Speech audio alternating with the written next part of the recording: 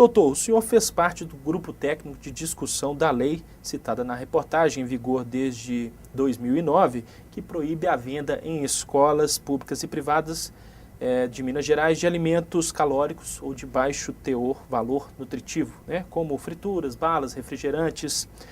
O debate em torno dessa lei, doutor, surgiu da preocupação com a obesidade infantil, é isso? Exatamente.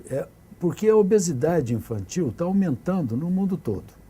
Existem dados da Organização Mundial de Saúde, segundo os quais, se a criança é obesa, ela está com excesso de peso na idade pré-escolar, a chance dela ser um adulto obeso é 32%. Se ela é obesa na idade escolar, isso sobe para 50%. E se ela é obesa na adolescência, isso sobe para 80%. Então, nós temos que focalizar a educação da criança para que ela não se torne obesa. E para isso, isso visa, primeiro, uma boa dieta, incrementar o consumo de frutas e hortaliças. A gente nunca deve perguntar para a criança, você quer couve? Não, você deve perguntar, você quer couve ou chuchu? Porque se fala couve, ela fala não. Quer chuchu? Fala não.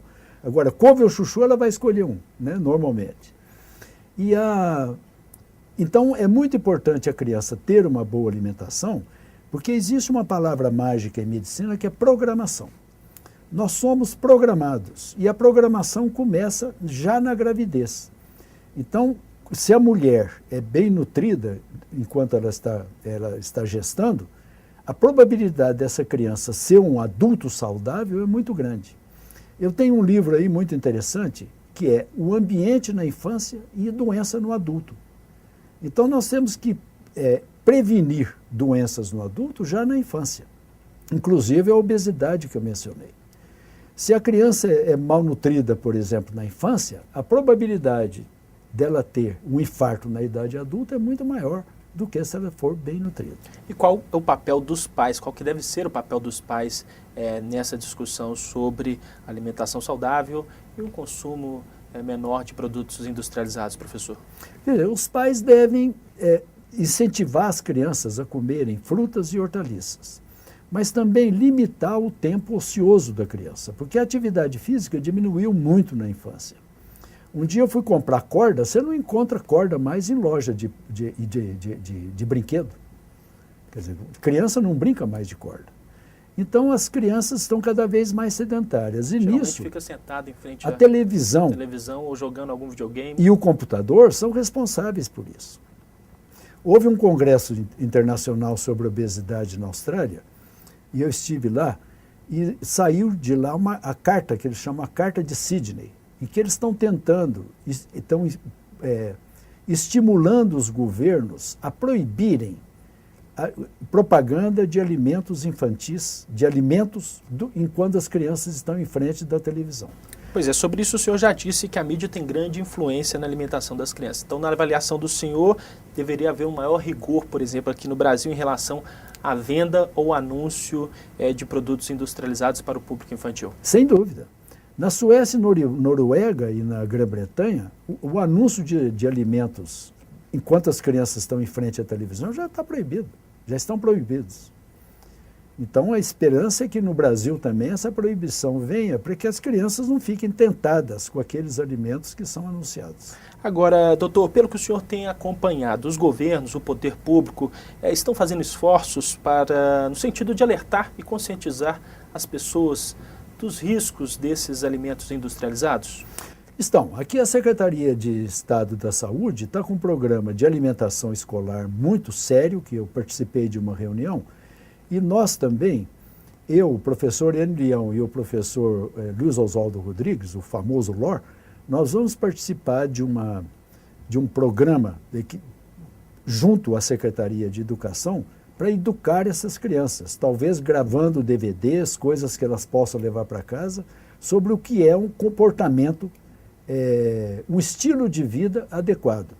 Isso abrange tanto a alimentação quanto a atividade física. Certo. Professor, nós falamos aí de iniciativas em torno da publicidade voltada para o público infantil e de outros pontos, mas o que mais poderia ser feito para mudarmos esse quadro de crescimento do do consumo de produtos industrializados e queda no consumo, por exemplo, de arroz e feijão, que nós falamos no início do nosso programa? Bom, o que a gente acha é fazer educação nas escolas, porque educar os pais é difícil, porque as crianças já estão nesse hábito, então tentar influenciar as crianças. Existe um dado na literatura que o número de vezes a que você tem que se expor a determinado alimento para passar a gostar dele é aproximadamente 10. E é o que eu faço com as crianças. Quer dizer, você vai experimentar um alimento de que você não gosta, um por semana. Então você começa. Você não gosta de couve, vai comer couve hoje. Você não gosta de chuchu, na semana que vem você vai começar a comer chuchu. Vai comer um pouquinho de chuchu. Experimentando, ao fim de 10 vezes, a criança passa a gostar. Isso é dado de literatura científica. Então, tem que se expor ao alimento para passar a gostar dele. Certo. Professor Dr. Enio Cardillo Vieira, eu agradeço a participação e a gentileza dos esclarecimentos aqui para o programa Extra Classe. Obrigado, eu. Confira agora as notícias da agenda.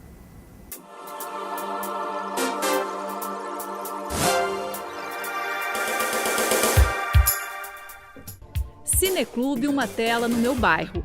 Neste mês, o Cineclube apresenta clássicos de Alfred Hitchcock. Na próxima quinta-feira, 7 de abril, às 6h30 da tarde, será exibido Janela Indiscreta. A entrada é franca. Informações 3115-3000. Confira agora o Sempre em Movimento.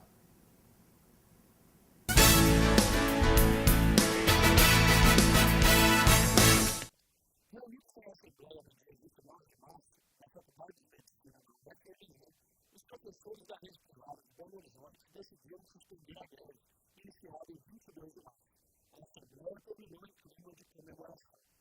Movimento vitorioso, sem dúvida nenhuma, um movimento que, na situação em que nós nos encontrávamos, ainda conseguiu alguns avanços, né? Conseguimos um índice de reajuste que não era o pretendido, mas foi o possível de ser negociado.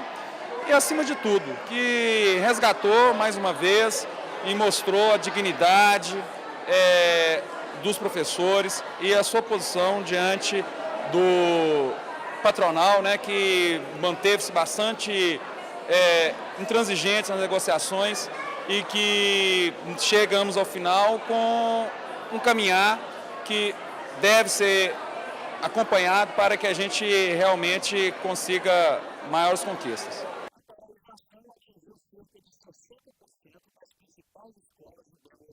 Durante esse momento de greve, de paralisação, o sindicato teve muito atuante, mandamos release, fizemos inserções na televisão, né, em vários canais, em rádios, jornais, fomos requisitados o tempo todo e o mais importante desse processo todo comunicacional é que a sociedade passou a pautar as questões do professor.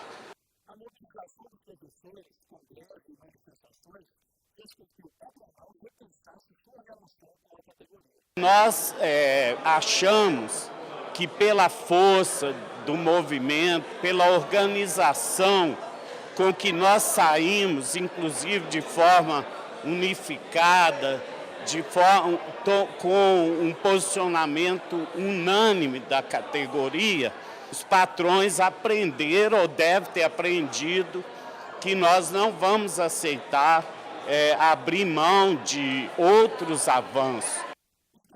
Também aprovaram a criação de uma comissão para verificar as denúncias de assédio moral e substituição de professores durante a greve. Conforme o acordo com os sindicatos dos donos de escolas, as faltas durante a greve serão abordadas e o calendário de reposição será estabelecido diretamente entre os professores e as escolas.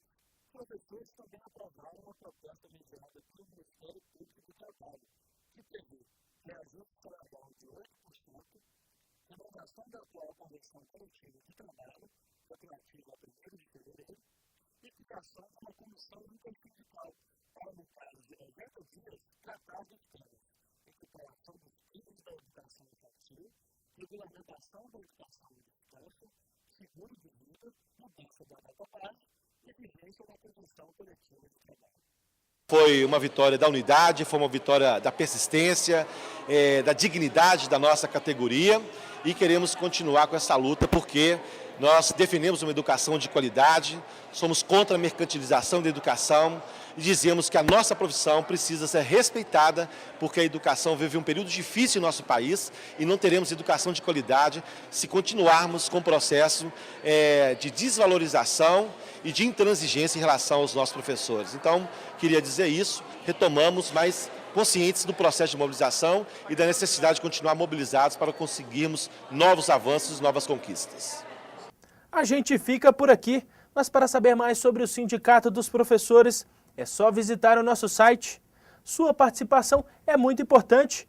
Envie sugestões e críticas para o endereço extraclasse@simprominas.org.br. Um grande abraço e até a próxima semana.